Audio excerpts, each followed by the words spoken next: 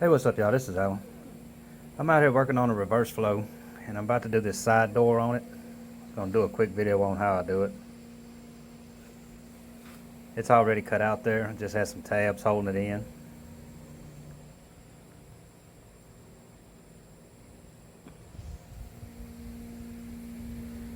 This is the smaller 30 by 18 reverse flow with a cooktop on there. That lid on the firebox is removable. You can't really hinge it with the smoke collector there. And this will have an oil finish at the end instead of paint.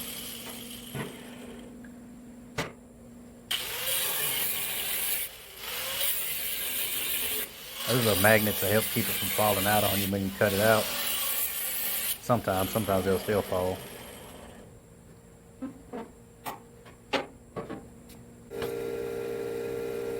But I got it all cleaned up, and what I'm doing now is making the faceplate for it. So I'll just trace the door part out and then draw it out a 1/2 inch bigger all the way around. And I go a 1/2 inch because that's the size of the gasket. It'll probably end up being a little bit over that, actually.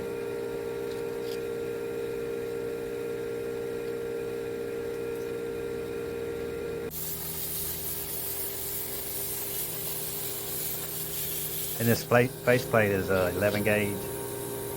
The smoker itself is 1/4 inch.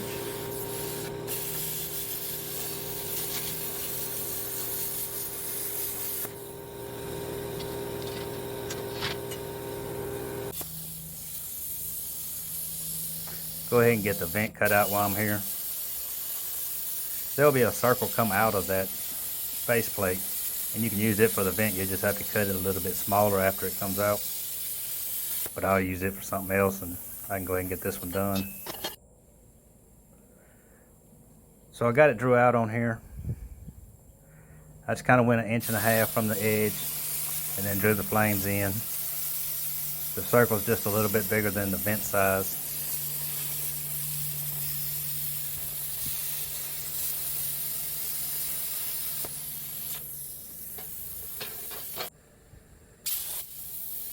People ask about that circle burner a lot. It's just something I kind of rigged up over time. The stem of it originally came off a circle burner, and it got messed up, and then I changed it to fit another plasma cutter, and now that plasma cutter don't work anymore, so I had to rig it up again to make it work on these, and it works out pretty good. I mean, if you had to get down to exact sizes, you might have to really tweak it, but and this is just a matter of I skip around a lot, trying to reduce warpage if there is any.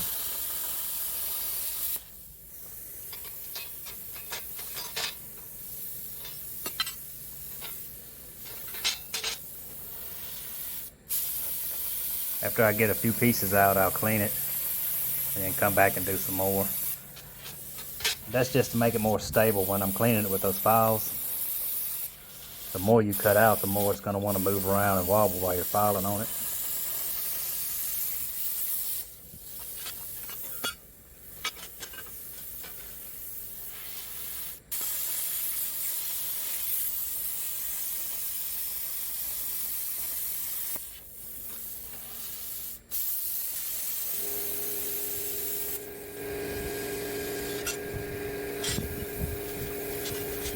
And I think that's the last little piece there.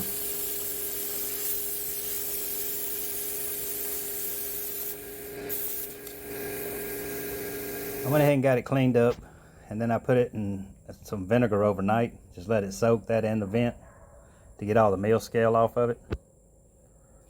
You can see the vinegar sitting over there. I use an aluminum tray if it fits in there. If not, I have a bigger tray that I can use. But that's just for some contrast. Like I say, it'll have an oil finish, and it'll just give a little contrast on the door.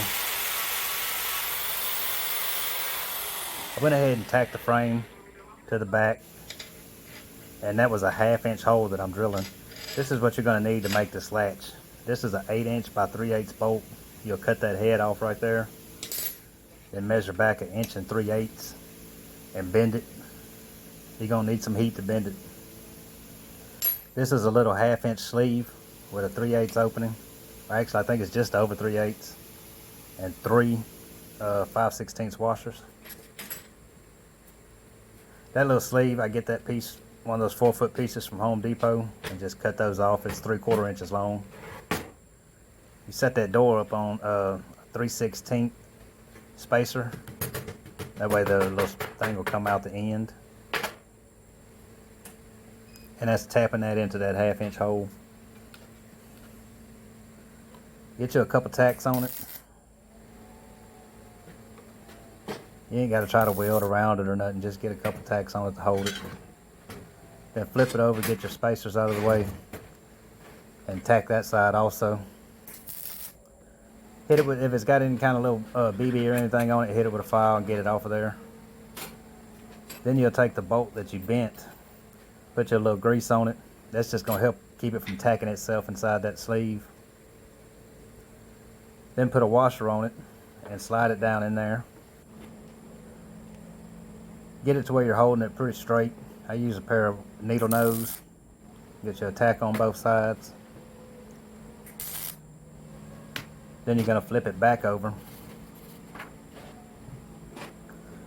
Stack your spacers up back there and put it on those.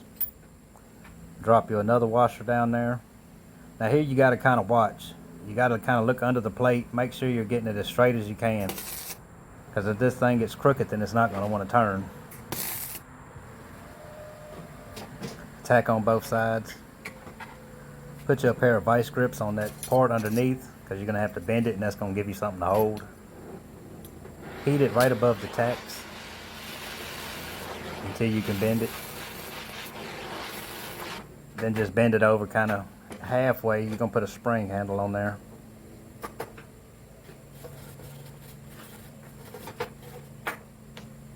Then you slide that third washer on. Slide the spring over it so you know where to tack it at. Hold it with some needle nose and tack it. And then work it around some. I mean, it's good to check as you go tacking to make sure your handle's actually moving. But this is what you'll end up with at the end. I just realized I forgot to cut this hole out in the door. So I'm gonna have to go back and cut that out now. I'm not sure how I forgot, but I sure did.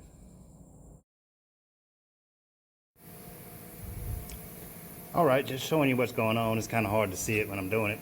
But I clamp it up with these clamps. I had a third one on there on the back. Then I'll tack the hinges on. Open it up, make sure everything's right before I weld them out. You'll also need a little wedge. I would say this about 3/8 width on that end and about 2 inches long. And it's going to go behind there. You have to tack it on the inside, but that's pretty much what you got going on right there. And that wedge shape just lets it get pulled tighter and tighter. You can use a flat piece, but that wedge works a little better.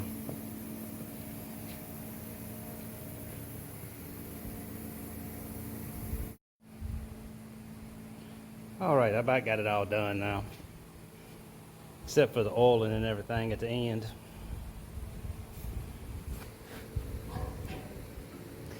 With that wedge shape inside there, kind of see it there, right there. But if it's a little loose or a little tight, you can adjust this part right here. You just need something that'll sleeve over it.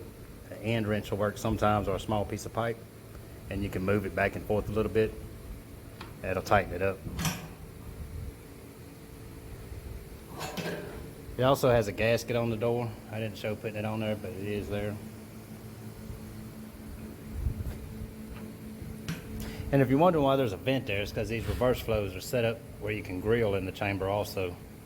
And that would cause your vent, your draft, to go the right way if you were grilling inside there. But anyway, that'll do it on this one. I'm gonna go ahead and get back to work on some more of this. If you're new to the channel, please like and subscribe. We'll see you on the next one.